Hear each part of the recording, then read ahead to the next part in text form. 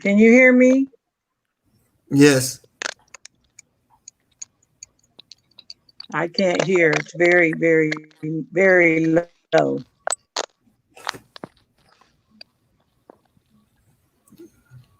We are live. I see folks popping in.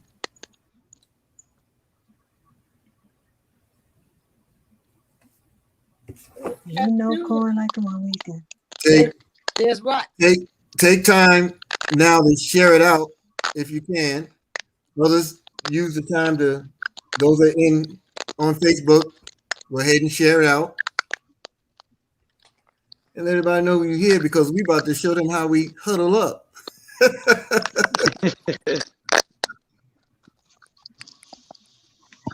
How do you do that? You know how you see it on Facebook? When you're on Facebook, you just share your platform. You share it and then come on back.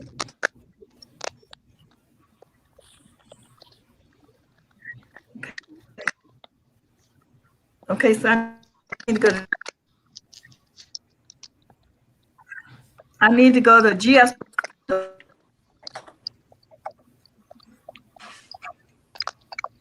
You can share it to your page or go to Eric Trey Muhammad page. Can you hear me? Yes, we can hear you.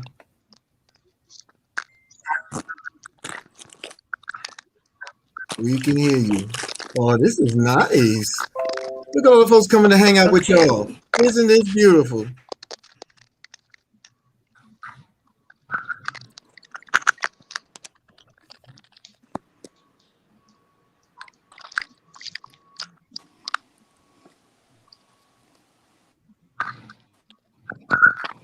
All right. So whenever anyone speaks, we're gonna ask everybody else to mute their microphones, okay? All right. And Facebook family, we'll try to keep up with your comments as much as possible. At the same time, we would love for you to share it out so that others can get an opportunity to see what we'll experience. We are live. Welcome to our live version of the Believers Huddle. And not that the Believers Huddle isn't always live, but normally it's zoomed out and we're on one platform and we're all talking and looking at each other and clowning. Here's just one of those opportunities where we get a chance to share and give a little bit of what we do. So we're going to start by asking everybody to unmute their mics and just love on each other. Let's go, let's go, let's go, let's go. Good evening, good evening, good evening. Welcome, welcome, welcome. Good evening, good evening, good evening. I don't think anybody can hear me. We can hear you, Namawi. I can't hear anybody. Well, I hear a lot of static. But I hear you. Now it stopped. So did you do that? All right. Okay. Someone, it might be, Sister Aida, I don't know. Is that your cord? Good evening. Okay, it's not yours. All right. I can't tell where the noise is coming from, but I do know it's there. Testing 1, 2, 3. Nice. We can hear you, Rock. Okay. It happens every time you start talking, brother. It's happening now without me.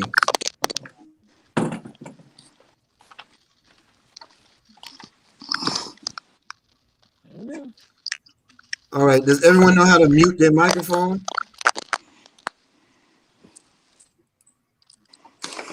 All right. Does everyone know how to mute their microphone? Now there will be a delay over Facebook because you're getting it. You're coming through from different through different delays. You're getting different delays because it's a relay in Facebook. All right. So while we're on, our discussion, ladies and gentlemen, deals with family. We're talking family, we're talking commitment, and we're talking about just the nuances, how we look at it and how it may relate to what things that we do each and every day. And so we're gonna go do like we normally do, and we're gonna give way for opening comments to one of our senior partners and friends, our dear Sister Cece Mahone. I'm gonna ask everyone else to mute their mic or not talk as Sister Cece's talking so that everyone can hear her. So good evening to you, Sister Cece.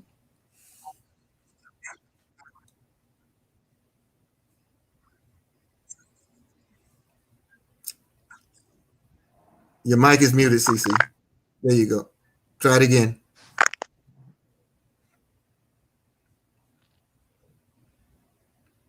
Your mic won't. There you go. Yep. It won't stay in. Okay.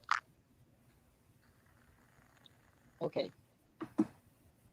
Yeah, yours won't stay unmuted for some reason.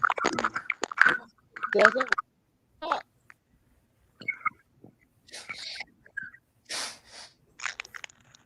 Cece, try to sign out and come back in.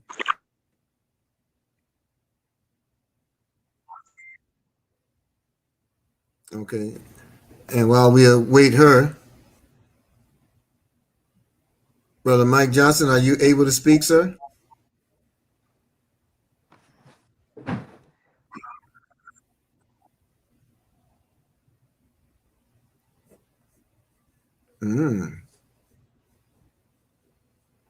Looks like everybody's sort of challenged here, huh?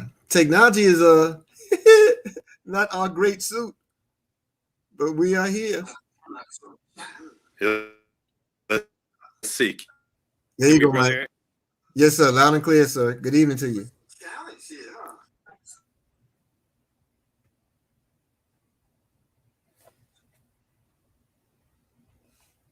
We did hear you, Mr.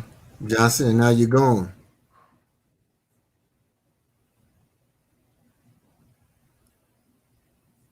Brother Roosevelt. Yes, sir. Yes, sir. Good evening and afternoon to you, sir. As others get the technology together, share a few words with the family, please. About family. Share a few words with the family. You can share about family, share about commitment, your take on those words, the terms, its value to you. Yes, sir. Yes, sir. Well, I did a little research, the little time that I did have, that I gathered up on family and providence and on the African American family. I greet the brothers and sisters, assalamu alaikum, and also to my Christian brothers and sisters. I did some research on the black poverty in the USA. The percentage in the family poverty is 18.5%. And the the USA is 9.3%. With the children, this is in the black family. Under 18%, under 18, there's 26%. The black family, but throughout the U.S. is 15%. Okay. The black couples that's married is 6.7% of us that's married, but in the U.S. it's 4.7%. Okay. I also did research on the top earners as far as between male and females. The top earners for the men in the top 5 states is Portland, Oregon, which is 151. That 151 is the amount of men that's outworking the women in that particular state, which is Portland. In Clarksville, Tennessee, and Kentucky is 108%. And San Jose, Santa Clara is 131. Okay, and this is based on 100 women versus 100 men. Mm-hmm. In Providence, Rhode Island, and Massachusetts is 130. And Texas, Killian, Temple is 129. But this is the bottom 5. Florence, South Carolina is 77. So that means there's 77 men is working and 100 women is working. So the women is outworking the men in South Carolina, Florence. They also outworking the men in Tallahassee, Florida. Miami, Alabama, Now, when you Greenville, say North Carolina. when you say working, you're talking about employed, Employed women. That means that the women is out working the men in those states in the United States. or that there are more women working or employed as opposed to men in those states. Exactly. Yes, sir. Okay. And that's the African American country, community. Um, there now the men, believe it or not, the men is out working the women in Honolulu, Hawaii. 294 compared to 100 women. So all the men is working in Hawaii. Okay. El Paso, Texas, 195. Salt Lake City, Utah, 180. In California, 163. New Mexico is 162. That's the top 5. Mm-hmm. But the bottom 5 is Athens, Georgia, 81. Summer, South Carolina, 80. Wilmington, North Carolina, 77. Illinois, 76. And Saginaw, Michigan, 67. Okay, let me give you a little context of what we're looking for. We're Yes, looking sir. for what family means to us as individuals, what commitment means to us as individuals. You know, those statistics are telling, and they will tell a story as we get further into it. But what does it mean to you when you're made to think on family, Brother Roosevelt? But what I'm made to think on family is the way I was brought up with the father was the protector, the provider, and to give strength to the family within and to help keep the family together. Mm-hmm. The way I was brought up, my father he worked 3 jobs. My father was a butcher, a pastor, and a taxi cab driver. Okay. So, and my mother was a school teacher and a full-time college student. So my father had to work so many jobs to keep up with my mother, because she was eventually, as time went on, she was going to outwork him on income. So that was the reason why he worked so many jobs. So that's how I grew up to have be in a situation where I have to have multiple income Mm-hmm. in order to provide and produce for my family. Thank God for WB and TSP that I'm able now to be able to duplicate what my father had done to provide for my family. What do you think? Now there's a Turkish proverb, of course, that I share a lot, and that proverb is that your eyes they see everyone but yourself. Um, when you look back to the best of your ability, what values do you think came across you being a family man yourself now today, 2021, and coming up with that foundation or those foundations that you were exposed to? I mean, what has rubbed off on you in your opinion, and how do you see things shaping up in your life in comparison? You know, the kind of environment that was provided by your parents for you or your grandparents for you, and here you are today, a family man, wife, children. Do you see any similarities or anything that sticks out significant that your parents and grandparents have done that you see yourself emulating or reproducing in your family unit or in your understanding of family? Yes, sir. I've seen a lot that have transpired, but I believe that as a man in my time, year 2021, I have failed, and I have to take responsibility of things that I should be doing, but be due to because of maybe bad planning or bad decisions that I had made, that I wasn't able to have the resources like my father had, but due to his faith that he was able to duplicate those things to be able to provide those more resources. But I would say that, like I said, I'm glad that Brother Rockman, my sponsor, was able to plug me in to Wealth Builders Worldwide and GS Partners, so I can be able to get those resources to get back on track and have the responsibility to be able to take care of my family and have those resources, and do it the right way. You know, Okay. as black men, you know, we know how to go out and go the other way and get it, but the way that we're living now, we got to do it the right way. You know, so I thank God that that God is with me, and I thank God for my father for him being a pastor at that time. But there was a time that happened in my life that affected me because they had separated. So by my mother and father separated and divorced, it kind of affected me in time. So when they took that divorce step to 34 years, I was in college, my first year in college, on a 2-year college scholarship. And my mother called me and said, she called me Kirby, that's my middle name. She said, Kirby, you need to come home. And I'm like, what's wrong, mama? She said, you need to come home. So eventually she let me know that my mother and father was having a divorce. And I had to come home and be the man of the house and go out there and get a job and help mama keep the house and maintain the house. And that's what I ended up doing. So I had to become a man a little bit more fast than the average 18-year-old and then help mama with the bill. So during that process, you know, that helped characterize me as a man that I am today. So I thank my mother, even though I still thank my father, even though they went through the divorce, you know, through the process. But I have to thank my mother just that as much because of what I had to help her through that process of her pain. You know what I mean? Mm-hmm.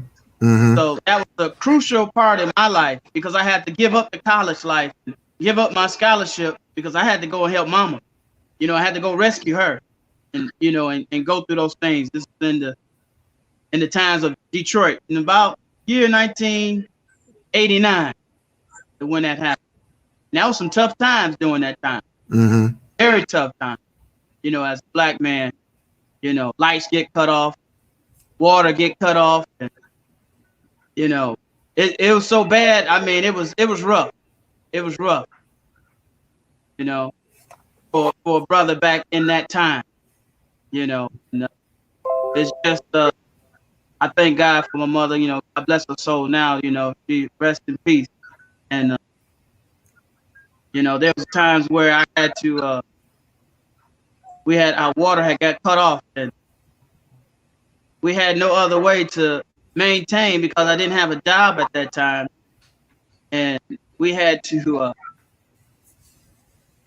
had to go to another building away from my house just to get water and bring the water for us for our bathing, for cooking, you know, and shower.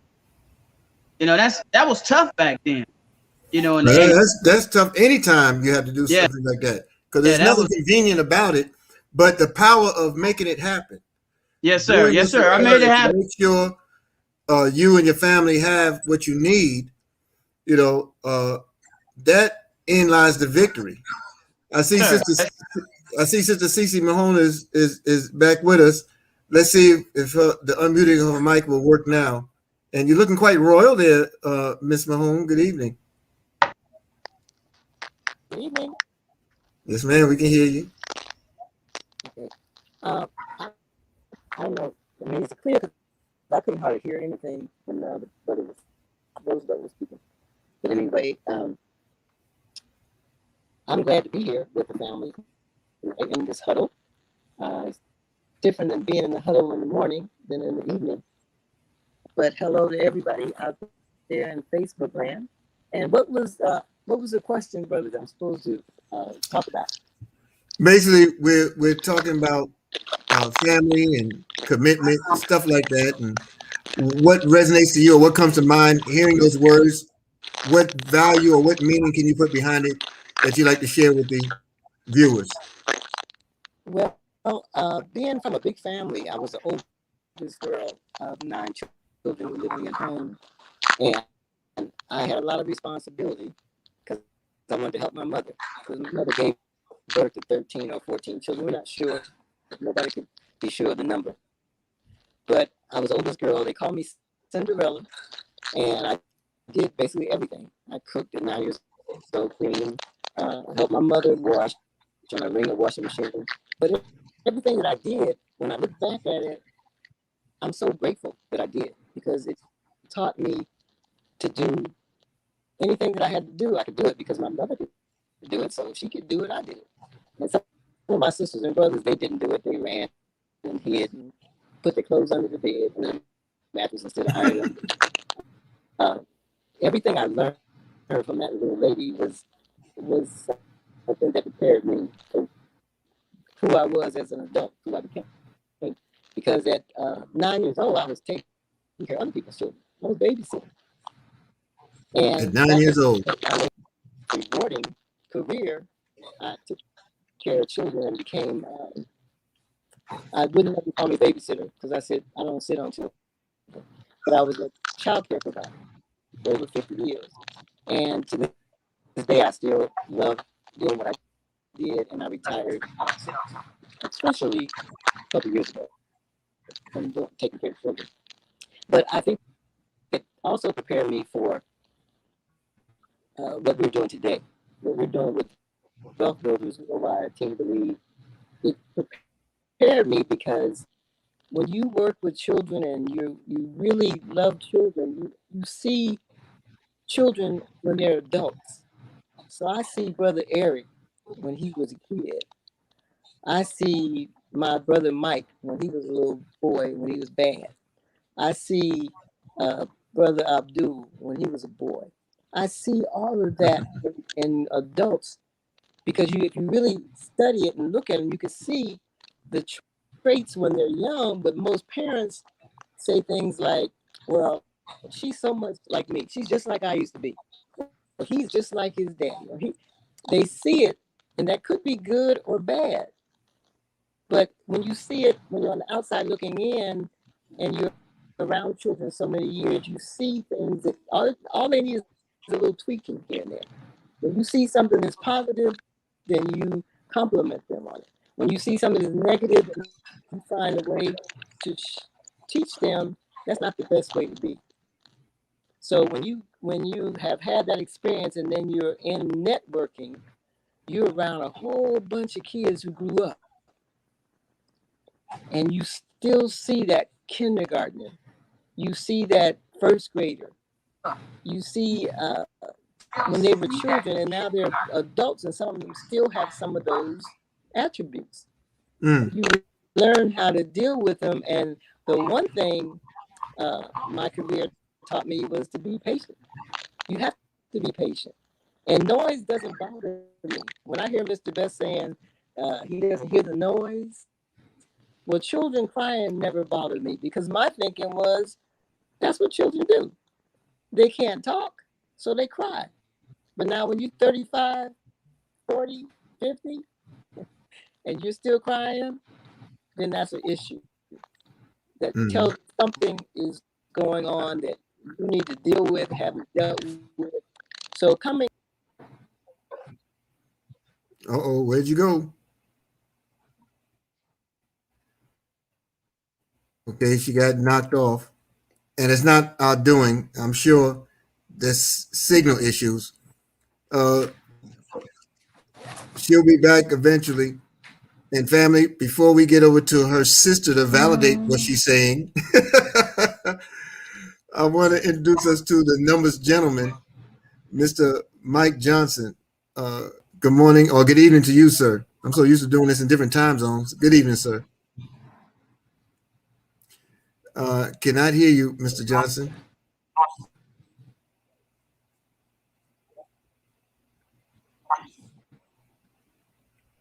Try unmuting your microphone.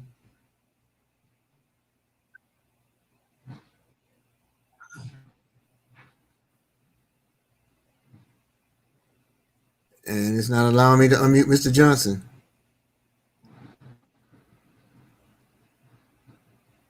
Okay. So, Mike, sign out and sign back. There you go. There you go. Now? Yes, sir. Okay. Thank you, sir. All right. And what was the question, sir?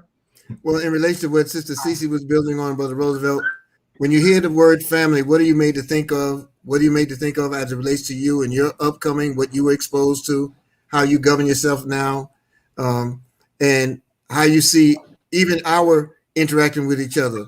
Do you see a measure of family unit there? And, just give us your thoughts. Absolutely. Being the youngest of four boys, growing up in Detroit, the one thing that I gleaned from family is in Detroit, you stick together as a family. You definitely want to make sure that you have each other's back. And what I have found as an adult, I've said this for the last probably 30, 40 years. Friends or family you choose for yourself. We didn't get a chance to choose our brothers and sisters. But very fortunately, here within Wealth Builders Worldwide, when we use the term family, we're not using that lightly. And people know now that I give you a lot of grief, Brother Eric, but that's because of that bond that we have. Cece and I are closer than I am with some of my other sisters. And it's amazing how you develop relationships with people based on a mutual interest and a mutual respect. Mm-hmm.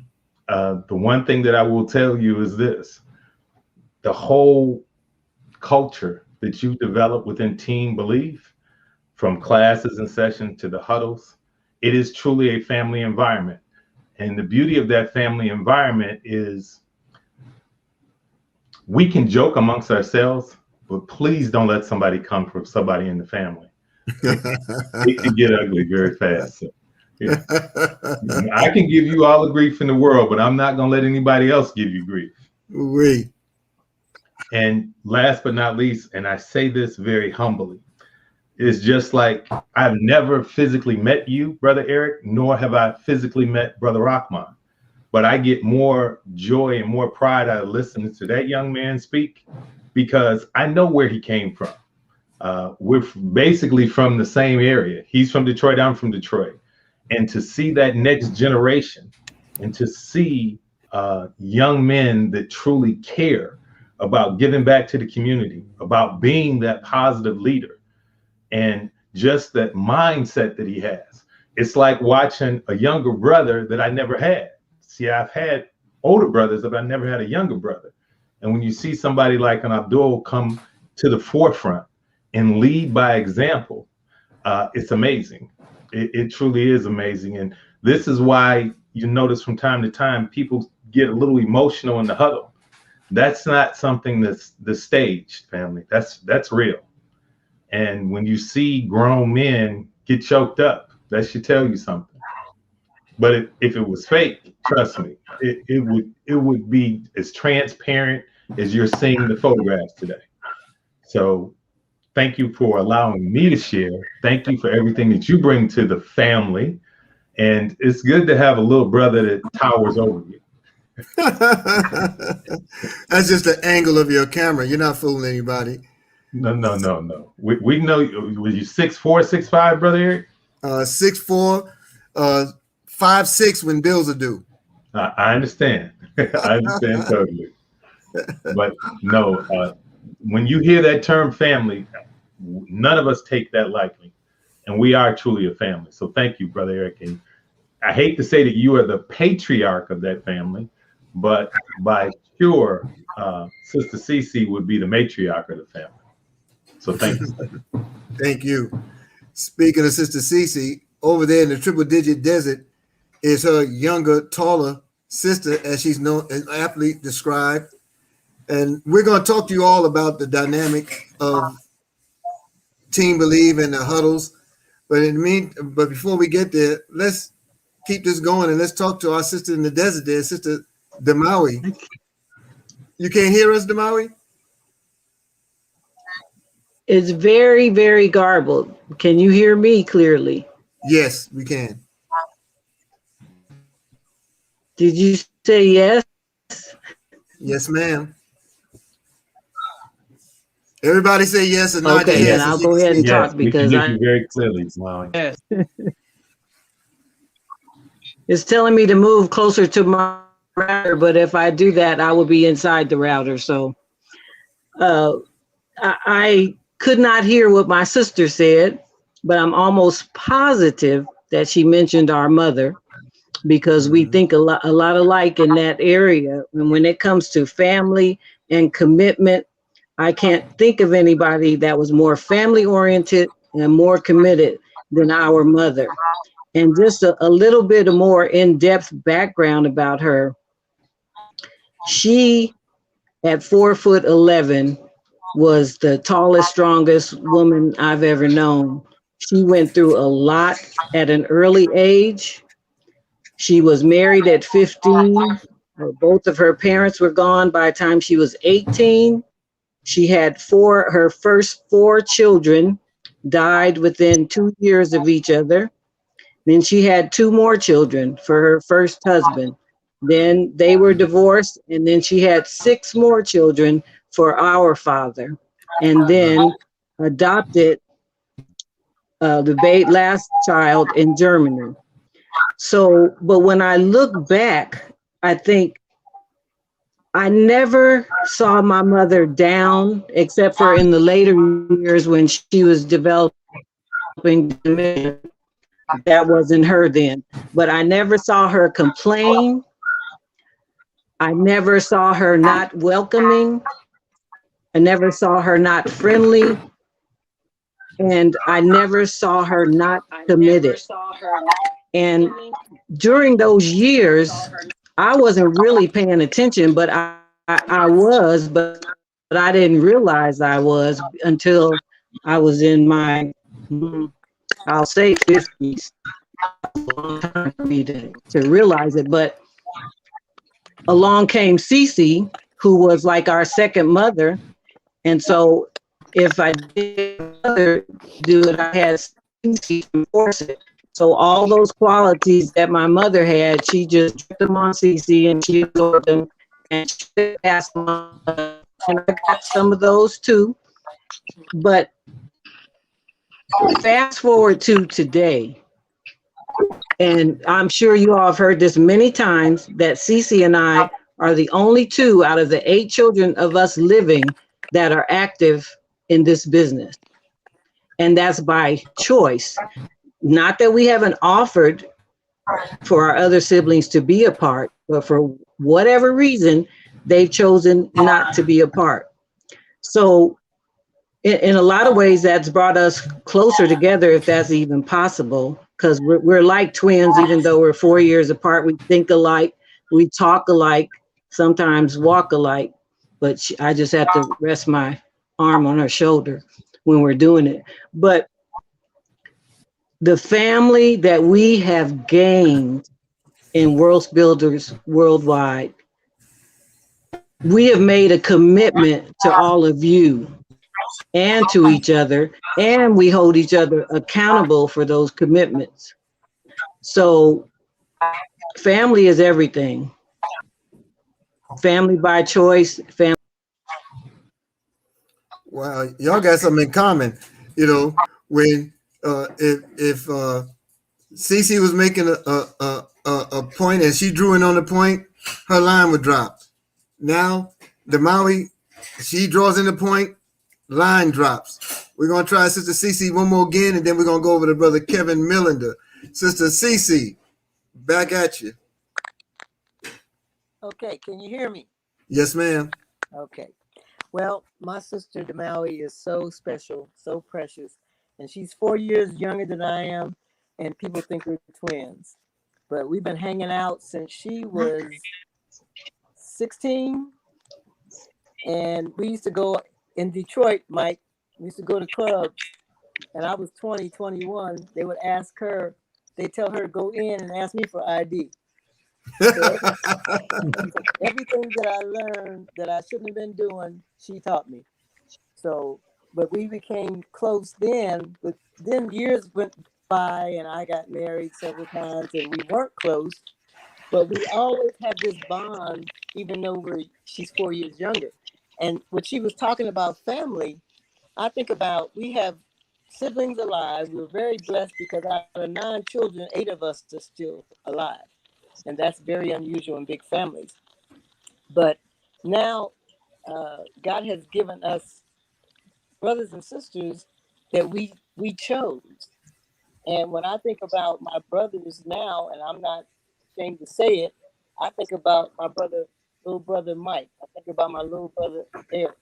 I think about my little brother Mike Balco. I mean, I have sisters and nieces, and I mean, we have real family here. And some of you might not know, this might be your first networking experience, This doesn't happen. Trust me. Anybody who's been out there, has been in another company, ask Brother Mike. This doesn't happen. This bond does not happen. You might have a relationship with your sponsor, maybe their upline, maybe the Michael Dalcos and the just thinking about Joseph Height. I mean, you would see him from afar, but you would never sit down and have dinner with him. I mean, this is special. So all of you out there, this is your first time being involved in networking. This is not the norm. When we say we're family, this is different. This is real special. And I appreciate each and every one of you, because family is more than just talk. We used to say you're gonna walk the walk, talk the talk. And if you just talk and mess, then it's gonna come out. Everybody's gonna know. But we love each other and we want to see each other successful. And that's something else that's different. To want somebody else to be successful, that's not the norm either. But I'm grateful for my friend, longtime friend, Ty Best, giving me a phone call in 2013. And when I laugh about it now, he told me about the previous company we were in. And I said, I belong to the NFL. And he said, Cece, what's the NFL? I said, no friends left. I said, I don't want to do this. I said, Ty, I don't want to do another one of those things. And that's why I came up with people don't know what they don't know. Think about it. I'm a seasoned networker. And I said no to Ty Best. And then because I didn't have a dream. And that's something else. It reminds me, it makes me have a lot of patience with people, because I didn't have a dream. I thought being self-employed, doing hair for 20-some years, being a child care provider, going to the Bahamas every year consecutively for 3 weeks, that was a dream. I didn't know that I didn't have a dream. So when you talk to people about this opportunity, realize that everybody doesn't have a dream. Because I used to dream I could fly when I was a kid. That was my dream at night. When I could fly over the houses, and that was so free. That was freedom to me when I was asleep. I never thought about a dream. Everybody has wants and desires. And there's things that you want to have. And you want to have a nice house and a pretty, nice car and nice.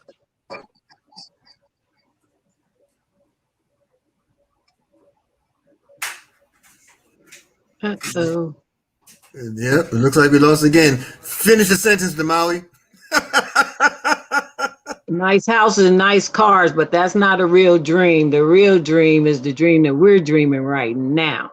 She got that. She nailed that.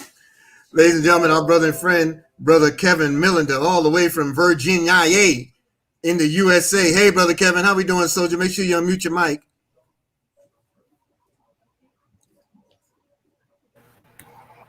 Okay, how we doing, family? Can you hear me, Brother Eric? Yes, sir. Loud and clear, soldier. How you doing? Thank you for inviting me to the platform, family. This right up my alley, brother. Wow. Okay, so thank you for the Sister CC and Diwali and their comments, Brother Roosevelt and his comments. I would just try to be a blessing.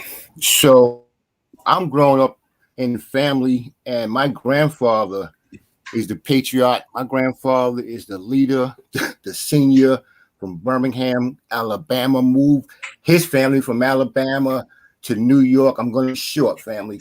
I mean, short and sweet. And then, so in 55, my grandfather, who grew up on the farm as a farmer, goes from Alabama with his whole household, moves him to New York City, buys a house, and goes into construction. Okay. But in the meantime, I'm living in Brooklyn with my mom. She's a single parent with 2 other children. Okay. And my mom's is going through hell, literal hell. Why is that, Kev? Well, my sister is addicted to heroin. At the age of 14, she's skin popping and she's running away for weeks at a time. So my mom's is always on edge. We don't know if she's going to show up the next day or not. And it's ironic because I grew up in Brooklyn and my sister got with a dude and fell with a gentleman from Baltimore, Maryland, and she used to leave Brooklyn and come to Baltimore to party with him. And here I am in the South now, and I'm in Maryland myself. There's some restoration going on. So my grandfather takes me under his wings, Brother Eric and family, and that's very, very significant. Why is that significant? It's because my dad, I was born in May of '59, and my dad was drafted in June. So I got my baby pictures around me in the room, and all my baby pictures, family, is me and my granddad, or me and my great granddad on the buggy out in the country in Talladega. I got a picture of me and my great granddad on a buggy. It's got to be 1962 because I'm about 3 years old in the country down in Talladega. And so what I love about that, though, even though my dad was not in my life the first 5 years because he was in the service, he got drafted.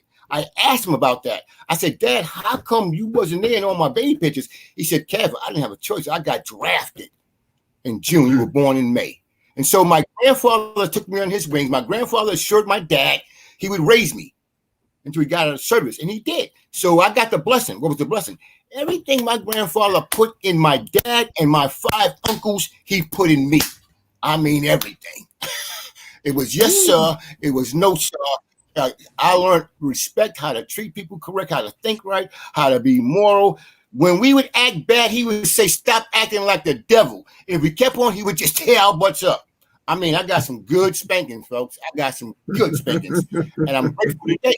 I'm grateful today for my grandfather and family. But the one thing I want to leave with my family here, my wealth of the family, is my dad and my grandfather taught me and showed me the power and the importance of a man standing up, okay, and creating that environment and that atmosphere. Folks, I lived in Brooklyn. My grandfather lived in the Bronx, and I used to go to the Bronx on the weekends.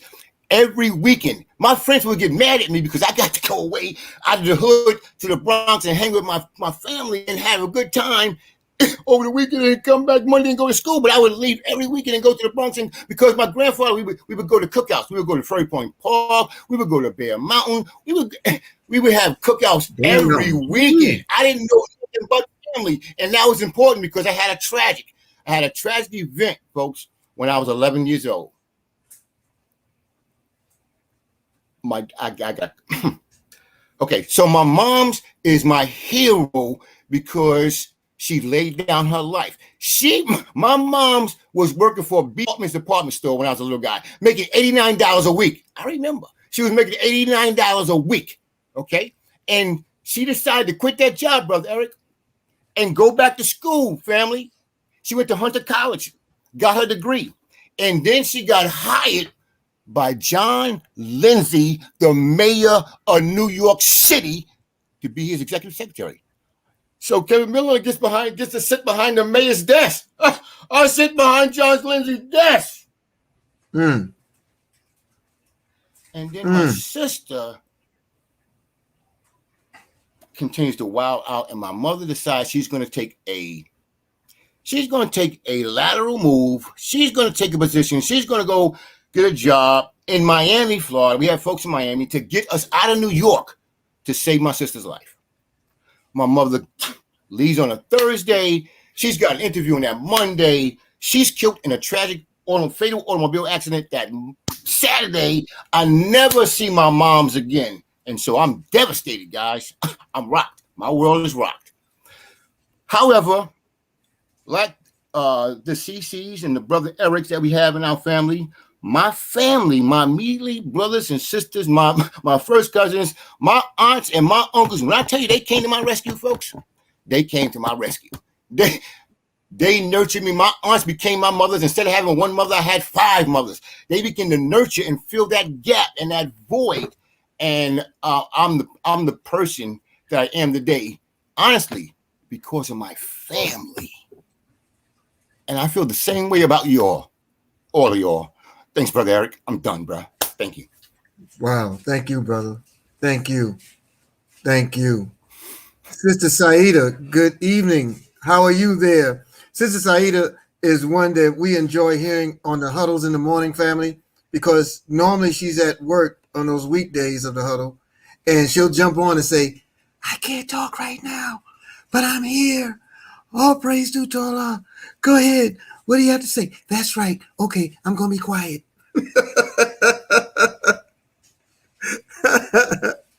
Sister Aida, you're muted on our end. We can't hear you. You just, okay, try now. Cannot hear you. It might be your headphones. Do you need your headphones?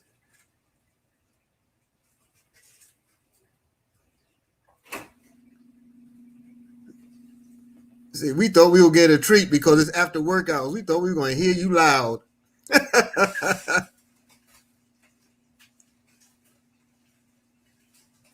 Not now. I tell you what, sign off and come back on. We can't hear you, sister. Sign out and sign back in, and hopefully that'll help to correct it. Okay. Sister Universal Blossoming. What goes on with you, Sister UB? You'll have to unmute. What goes on with you, Sister UB? I hope this is working. Can you hear me? We can hear you, but you're going to have to turn down your Again. speaker. Okay, great. Can you hear me? Can you hear me? Yes, ma'am. We can hear you, but you're going to have to turn down your speaker. Okay, great. Turn down my speaker? Oh. Okay, I'm turning it down just a little bit. How's that? We can hear you. We just want to make sure we hear you above the feedback. Hey, hi, everyone. I'm so excited to be here.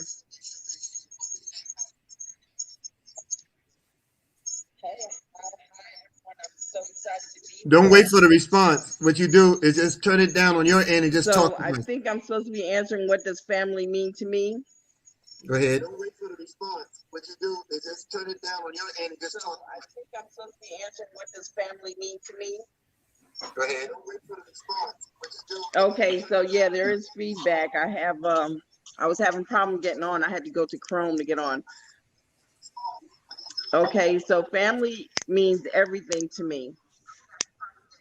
My family immigrated from Panama and came over to the US, and so we didn't have the family roots and ties here, so we made very close friends with extended family.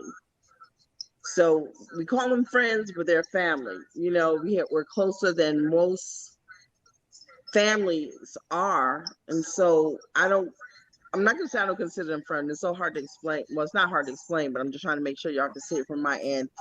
I take my friendships very seriously, and being in this group with Wealth Builders Worldwide, it is a very different experience from the other network marketing businesses I've been in. You sit down in the meetings and you talk and you go about your business and you never really see each other.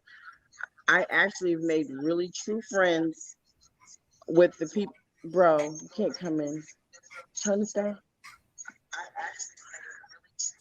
Sorry, King Kemet just walked in. Hey, greetings to King. I'm talking about, yeah, turn the iPad down. I'm talking about family, and I'm telling my brother don't come in here with he has his thing listening to the broadcast. Okay, so the feedback is now gone, and I can hear myself speaking. Okay, thank you.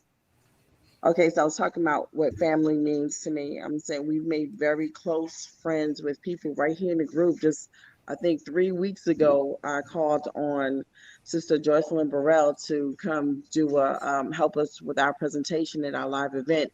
And we have tried to kidnap her and keep her over here with us every time she comes over. And again, we met her through being a part of the family. And she's my sister. You know, we eat, we talk, and business, and she fusses like she's been in the family for years. These are the bonds that we're making here with Wealth Builders Worldwide, and it's not going to stop. When you have a family who's come from abroad and they're here and they're spread so far apart, my mom, with my mom, I only have my brother King Kemet, but my dad, who's been married about 8 times, whatever. There's different sets of families, so we have sisters and brothers who live afar, or California and all those places. And I believe, I feel like I've made closer bonds with people here in worldwide. What is it, Eddie? Wealth builders worldwide. I'm sorry, I'm getting all tongue tied. Um, we've made really close bonds with folks here in the last 30, 40 days, and it's not make pretend, it's for real, because we're on the phone. If we're not on the phone, we're at each other's house. Hey, can you go get this for me? Oh, I'll bring this over. I mean, it's family. So I feel grateful to be here, and I want to spread this as far and as wide as I possibly can. Let everybody know Watch this is out where you now. need to be. This is the freedom train. Get on this ride. Join the family. And with that, I'm complete. We thank you. We're going to try it again. Sister Saida, good evening, Queen. Cannot hear you.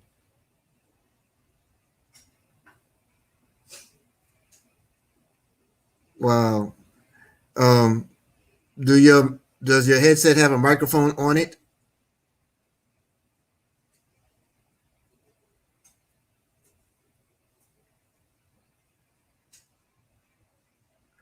Everything is unmuted on our end, and I can see it's unmuted on your end, but we can't hear you at all.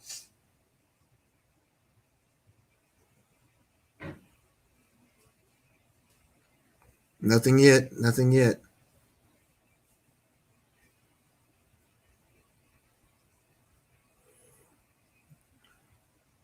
Uh, as you work through it, and as we work through it, let's move on to our brother Abdul Rahman Muhammad. Good afternoon, evening to you, sir. Assalamu alaikum. Wa alaikum salam. Yes, sir. You can hear me good. Good, good. How's everyone? Greetings, man. Happy to be here. Family is all of you. Been waking Go up ahead. with y'all through this crisis that has been set upon our earth and our world, and I have gained much love and much support from all of you through your words in this hour. That was really very trying to be sheltered in place, but we had wealth builders worldwide all this time, and I'm just thankful to have this new extended family. And my philosophy is I found my tribe when I found wealth builders worldwide. So I'm Mm. grateful and I'm thankful for you, big brother, my big brother Eric Torre Muhammad, and I'm thankful for my little sisters CC and Damawi, and my brother, the numbers gentleman, brother Mike, who's a homeboy here in Detroit. So and reconnecting with my great friend and fellow soldier from our early days in our 90s when we were all slim and looking good, had hair, brother Roosevelt Jenkins. And so family is important, and I believe someone said that, when you're born into a family, you have really no choice.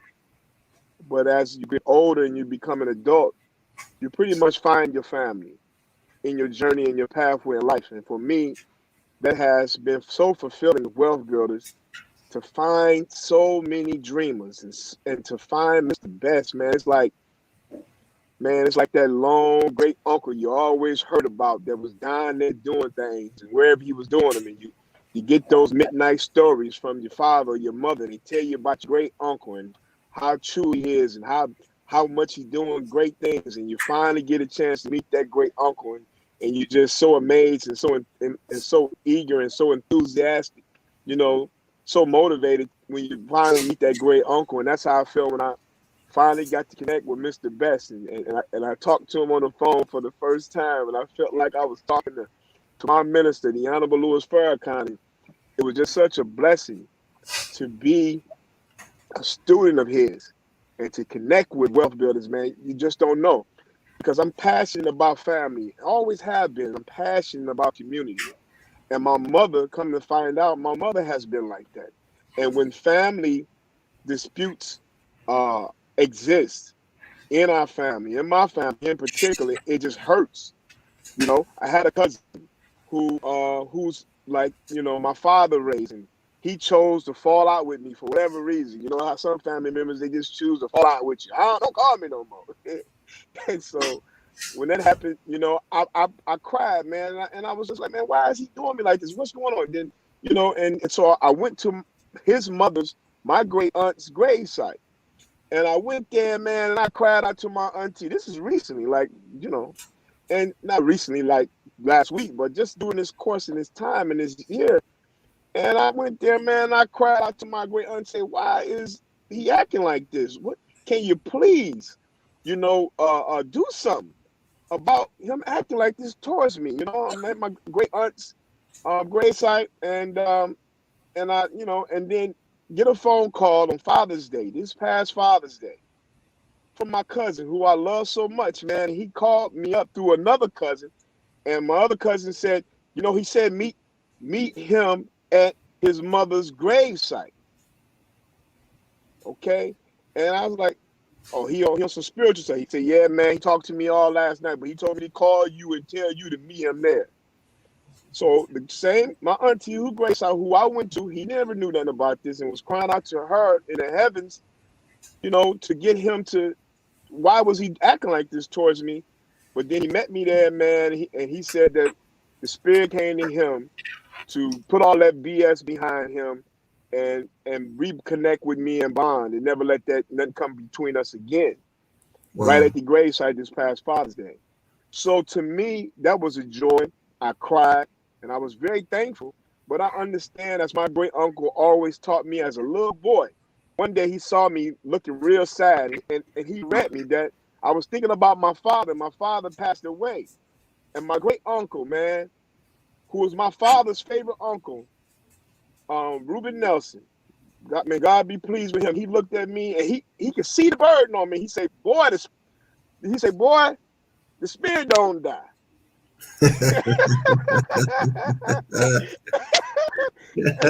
Because he knew he saw me, man. I was over there going through one of those moments, you know, thinking about my father, because my great uncle, my father, always took us to his home and told us, you know, this is my favorite uncle.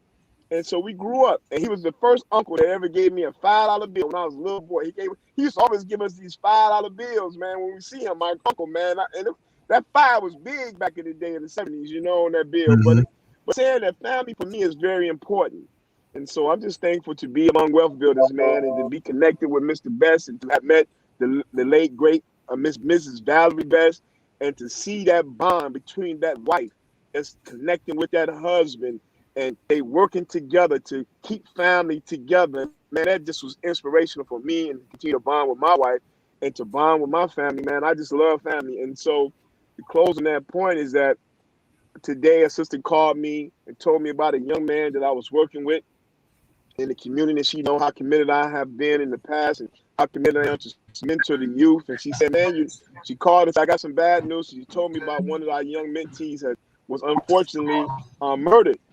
And so I'm just saying that earlier today, I was thinking, man, I'm ready, Almighty God, for you to shoot me in the community like a bow and arrow, to go through the community and just save and touch lives.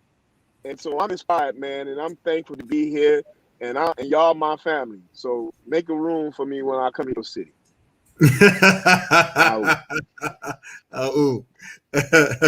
Okay, let's shift gears a little bit. We're still trying to connect several people, and you can communicate your comments in the chats as well. Those of you who are in Facebook land, YouTube, and the other platforms. Mr. Best made this acknowledgement a few days ago, and family, we don't want to take it for granted. We're all part of an organization, a global organization known as Wealth Builders Worldwide. And we are a global group of entrepreneurs.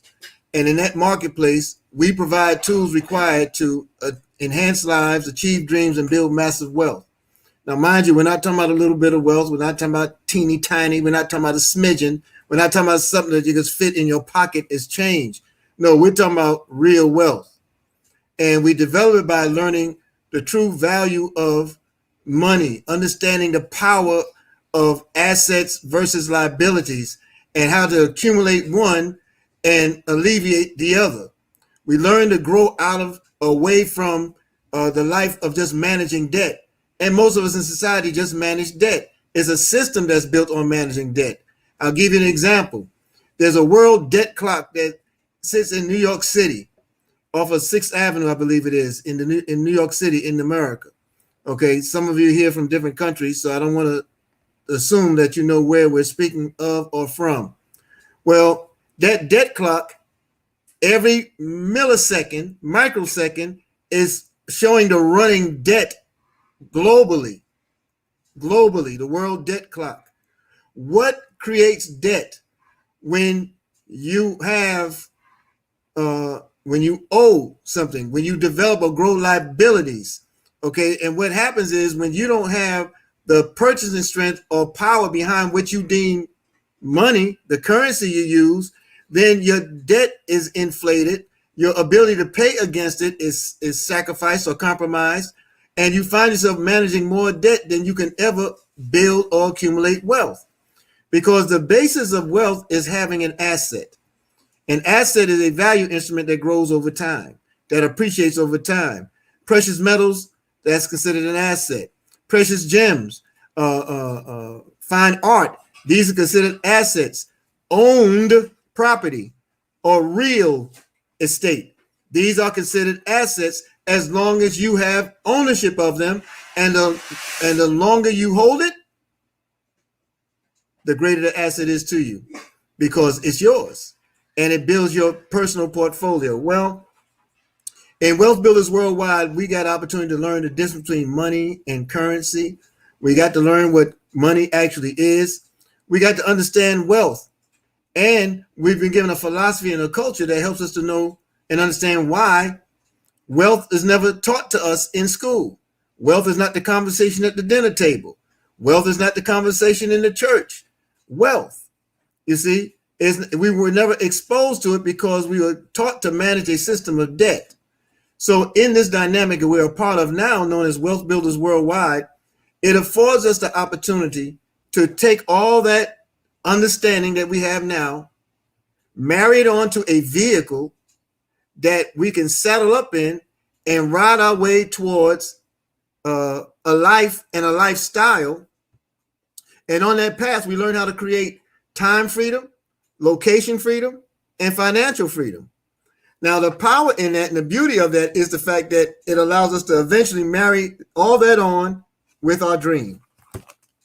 What do we dream? What do we want for our lives? What are the things that we seek? What are some of the promises we made? I made promises to my wife when I first met her more than 20 years ago. And I remember how I wanted her to see the world, have the world. I never wanted her to work. I never wanted our children to have to fight or struggle over anything. And that's not just from my upbringing, but that has a lot to do with the fact that you always want better for your loved ones, your family, right? You want to be the provider. You want to be the builder. You want to be that consummate sustainer, okay? But society has never, ever taught us that. There's some things that are inherent, but life gets in the way, and then our dreams are crushed. In Wealth Builders Worldwide, we learned the power of a dream, the significance of the dream, and the value of holding on to your dream. Now, our dreams, through that opportunity and through this relationship we now have with GS Partners, which you'll learn about at 9 p.m. in our global presentation, you're going to find that we have now found a pathway where we can marry the vehicle of wealth, the vehicle of asset accumulation, the vehicle of protection of your assets, growing your cash flow, doing all the things that people of abundance should do naturally. We can finally marry it on to a mission, a sense of purpose. And as my brother Mike Johnson always says to me, or I embrace it, I hear it every day in my head, even though he said it maybe once or twice, but I hear it every day in my head. I get paid on purpose. You know, it happens because we embrace each other. So to say all that, we have what's known as the huddle. We do a believers huddle. All of us that you've seen on this platform, that you continue to see, we're known as Team Believe, right? Now, and I'll relate it this way, every sports conglomerate, okay, whether it be pro sports, NFL, NBA, Major League Baseball, National Hockey League, all these things are leagues, and they all have teams. That's the best way I can describe the dynamic with us. We are wealth builders worldwide, but inside of us, there are many teams, you know, and there are no big I's or little U's in it. In fact, when I think of wealth builders worldwide, I really think scripturally. I think about a passage of scripture where it says, "In my Father's house there are many mansions." You see, so we all have an aspect of this world, and we get together every day, even though we have structured 6 days of activity. We get together every day trying to figure out how we're going to produce a greater tomorrow. It's like watching the cartoon, Rahman, Pinky and the Brain. Y'all remember Pinky and the Brain? You know, y'all can unmute. You don't have to leave me to do all the jabber jawing. We're gonna Pinky, take over the world. That's right. That's right. You know, at the conclusion of all of Brain's failures, and before the show goes off, Pinky says, "What are we gonna do now, Brain?" And he says, "What we always do, Pinky. We strive to take over the world." You know, you talking about dreaming big. This dude, every episode, he comes that close, falls down. Comes that close, falls down. But the thing is, he keeps going. That's us. You know, we've learned how to embrace failure as a stepping stone, right, towards a greater goal. So Mr. Best, he often chides us, not chides, but he acknowledges the fact that we provide 4 hours of programming every day. We start a class in session 8 a.m. on this Facebook platform that you're on right now. More than 12, anywhere between 12 and 1,500 people. Right now we average 12, I think it says 1,211 people watched live class in session every morning, 8 a.m. Eastern, Monday through Saturday. Sometimes we get wild on Sunday too, but Monday through Saturday for sure, right? Well, why did we set it up at 8 a.m.? When we started at 8 a.m., it was because we wanted to break a yoke. We wanted to get out of a slavery employee mentality. You see, many of us had day jobs, 9 to 5s, 9 to 5s, 8 to 4s, 7 to 3s. We had all these different shifts, right? And most times we had to get up 2, sometimes 3 hours before the shift began in order for you to get ready and get to work. Okay. We were selling time for money.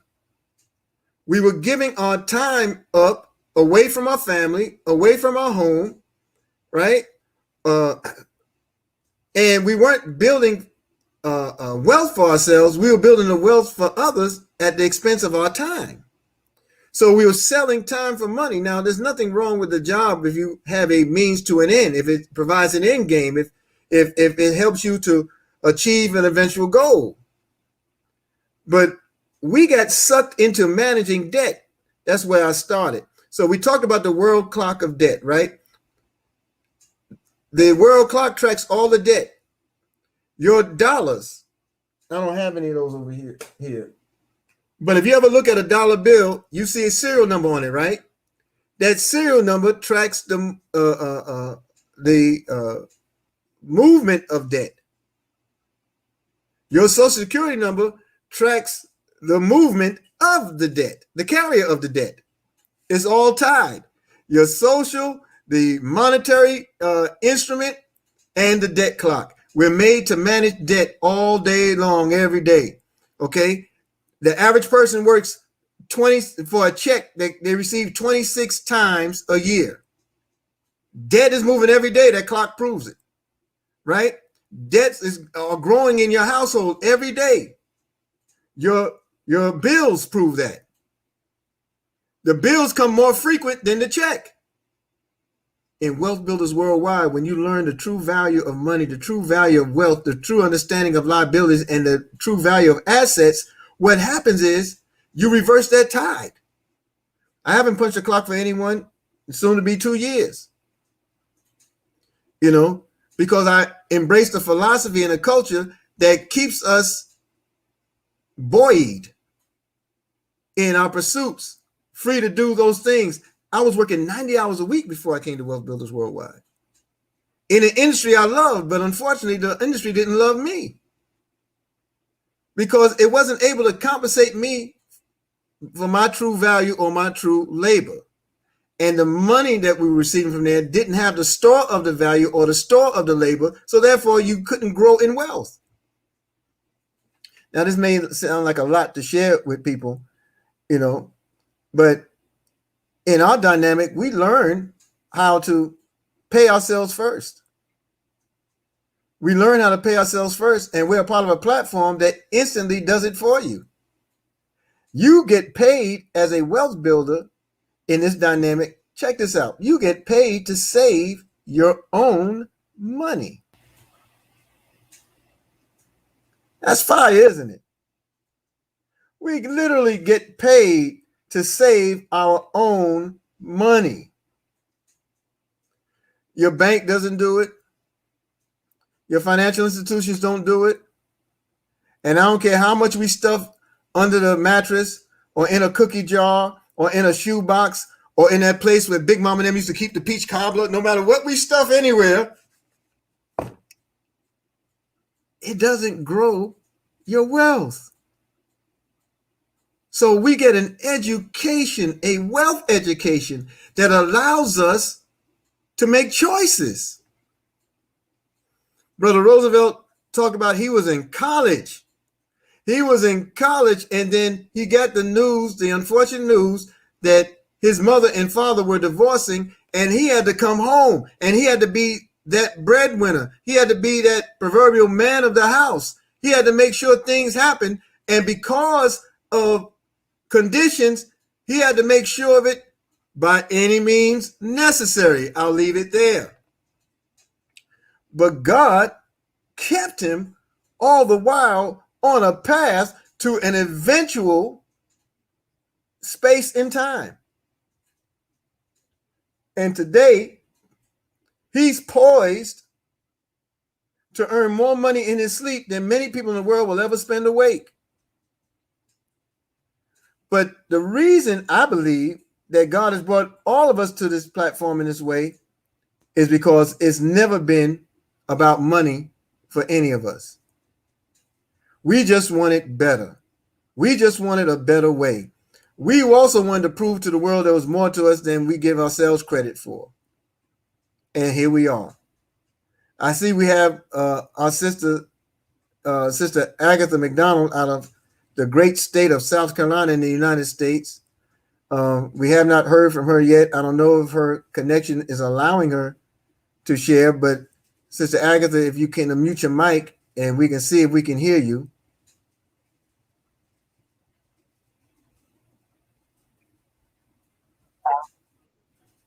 We can hear you. We can hear you. She's on. Good evening.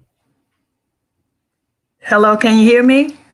Yes, ma'am. Loud and clear.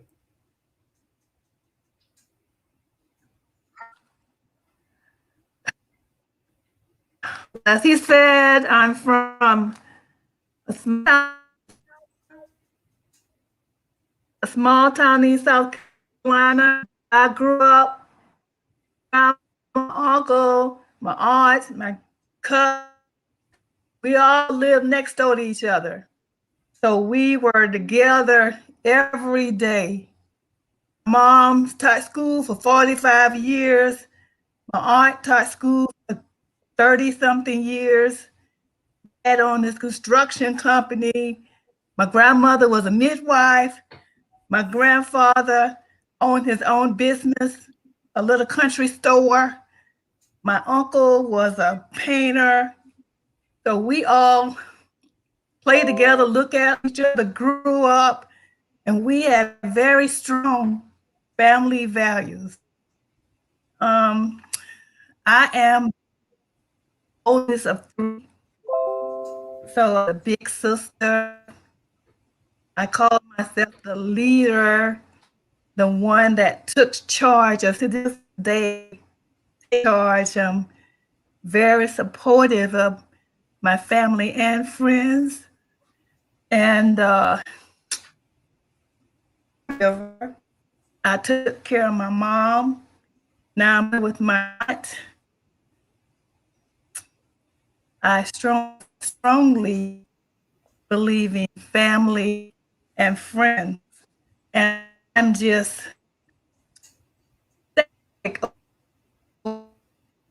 to share with my family and friends. This is the most amazing thing I businesses and never seen it. I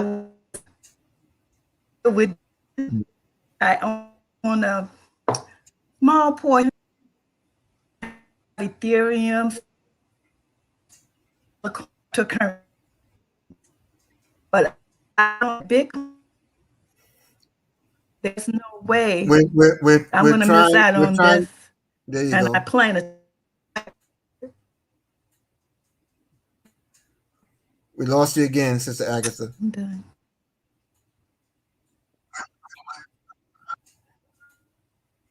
We'll revisit it in another way. We're going to create another platform. In fact, let me share this with all of you. Tomorrow, family, tomorrow at 6 p.m. Eastern, we're going to begin a Zoom presentation. And you'll be able to access it from all the platforms, but the Zoom ID will be available to all of you. And we're going to have a smash-a-thon.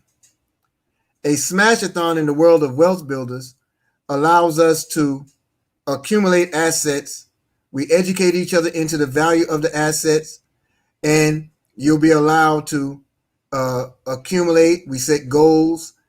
You have an opportunity right now, for an example, to own real estate from anywhere in the world as a wealth builder in our flagship property in Dubai, in the United Arab Emirates. You can own a square inch of it for as little as just under $10. And we're making it available on a platform tomorrow. Now it's available to those who are actually in the wealth building dynamic, wealth builders worldwide. But we're going to go over the value of the reality of what's known as tokenized real estate. Tokenized real estate. And each token you acquire by doing what we call smashing the button gives you ownership in a structure in Dubai. It's not just any structure. This is in the heart of its entertainment and business district, the Burj Khalifa district in Dubai.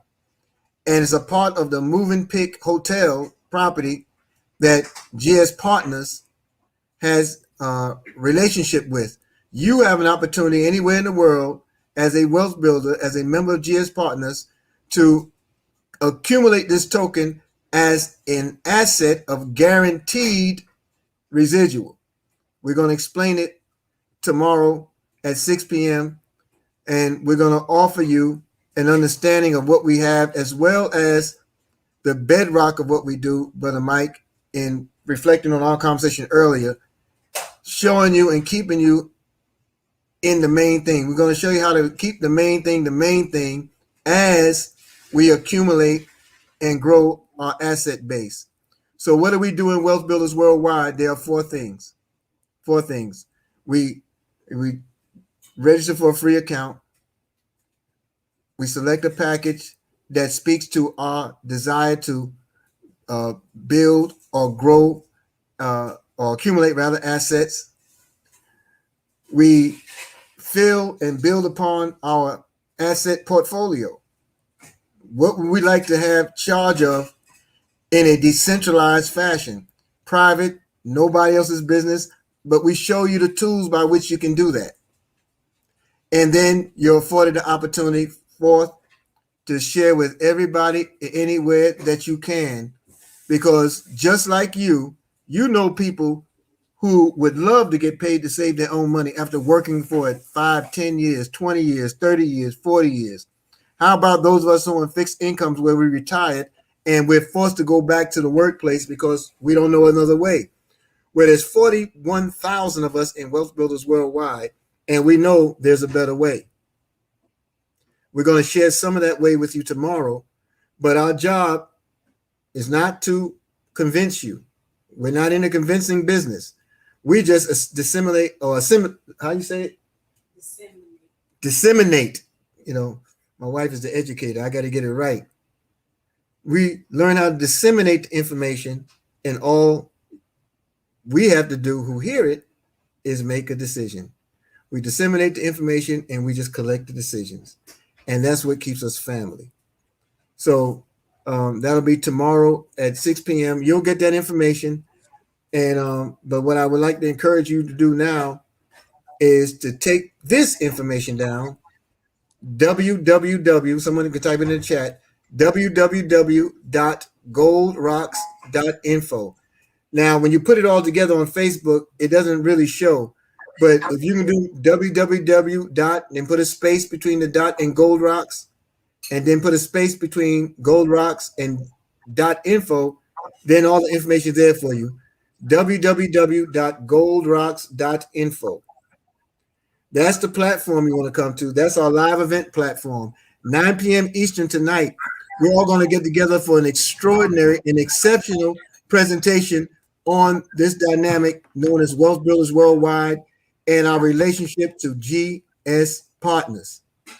So we're going to make that available to you tonight. That's tonight, 9 p.m. Eastern. Now, there is a password associated with that platform.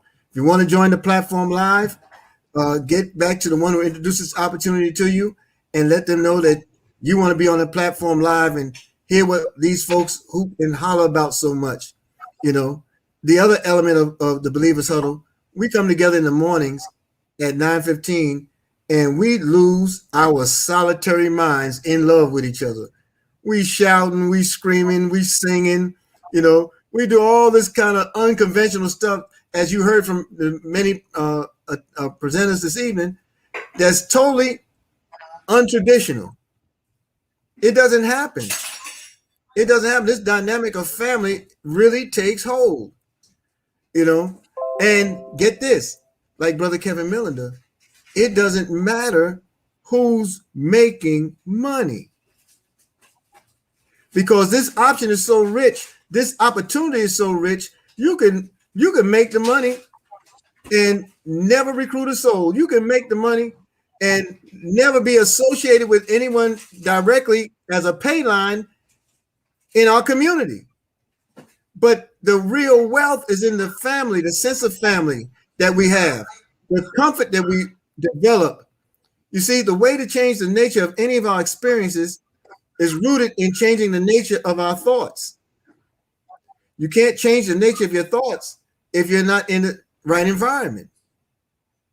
This environment that we provide through Wealth Builders Worldwide, through Team Believe and all the teams that you find out here, Team Freedom, you know, all these many teams that are out here, Team Freedom Builders. We're all at all points of the world, we represent a hope that the rest of the world can benefit from. So it is our hope that you join us this evening at 9 p.m. Eastern on Gold Rocks, www.goldrocks.info, and get in touch with the one who introduced the opportunity to you. Tomorrow, you'll have a platform that's more friendly in terms of what you hear, because we had a lot of the digi interruptions, you know, with distortions, and but we know how to bring it, and we're going to bring it tomorrow. We're going to get our Smash-a-thon on. We're going to show you how to walk away from tomorrow evening with real estate. Mr. Johnson, do you have anything you'd like to add to help hone in on what people can experience? Come tomorrow, be prepared to look, listen, and learn.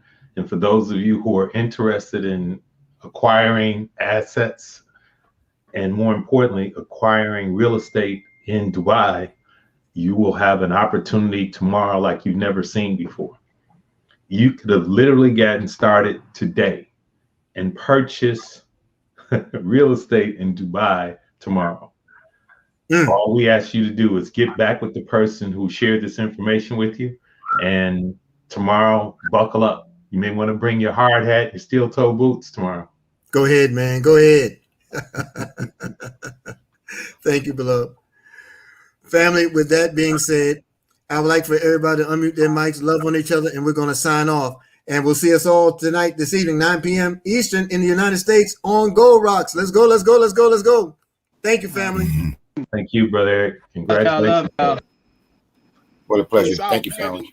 Yes, sir. Family team. Always good to see you, family. Brother Rock, Brother Eric. Easy power, family. Let's go. Let's go. Let's go. Thank you. Always good to see you. Yes, sir. Oh. Kevin.